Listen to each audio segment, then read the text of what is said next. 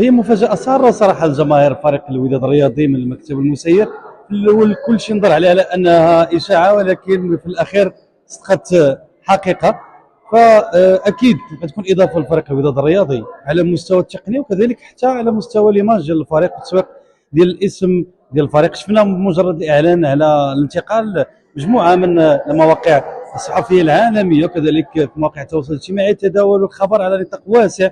كل شيء تكلم على زياش وما يمكن ان يقدمه لفريق الوداد الرياضي، بل حتى البطوله الوطنيه. اكيد اسم بحال زياش بالقيمه ديال زياش اللي لعب جوج ديال لي كوب دي موند، ربح لا تشامبيونز ليغ، ربح السوبر الاوروبي، ربح لا كوب دي موند دي كلوب مع فريق تشيلسي. فاكيد هذا اسم اللي غادي يقدم اضافه ويخلي حتى مجموعه من المواقع وكذلك وسائل الاعلام العالميه غتتابع زياش وتتابع الامكانيات ديالو. اكيد عارفين ان الوداد محتاج زياش وحتى زياش محتاج الوداد، لانه كان بدون فريق لمده طويله منذ انفصاله عن الدحيل.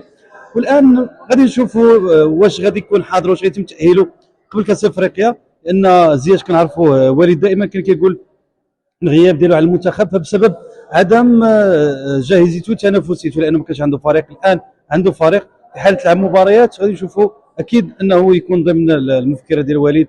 الا ما كانش في كاس افريقيا اكيد غادي يكون كاس العالم 2026. تحيه لك فاطمه زهراء وتحيه لكل متتبعي السبور بخصوص صفقه حكيم زياش.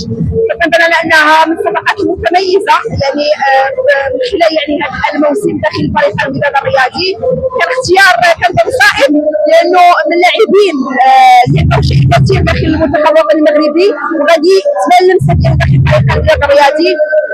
يعني من تجاربه السابقه الفتره اللي خداها يعني مع الفرق يعني اوروبيه، كذلك يعني فرق اللي عالميه اللي كتكلموا على اجاكس، كتكلموا على تشيلسي. فكنظن الا هو غيعطي واحد الاضافه داخل فريق الوداد الرياضي اللي كذلك الفريق اللي كتكلموا على فريق الوداد الرياضي فهو بتاريخه وبالقابه وبالاساطير ديالو. فكنظن على انه كما سبقت كانت الاضافه اللي غتكون متميزه. هنا كيبقى السؤال واش غادي يكون كاليفي المقابله الديربي ام لا. فغادي نشاهدوا في الايام القليله المقبله واش غادي يكون حاضر المقابله ديال الديربي، لانه مهم على انه يكون في الديربي. علاش؟